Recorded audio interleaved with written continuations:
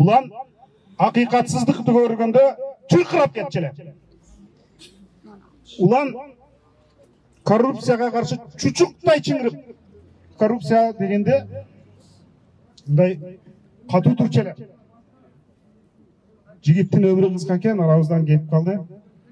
Бул бизге ушул күнгө чейин аябай оор, абдан көп коррупциялык былыктардын бетин ачып чыкты эле. Кече апасы келгенде айтты.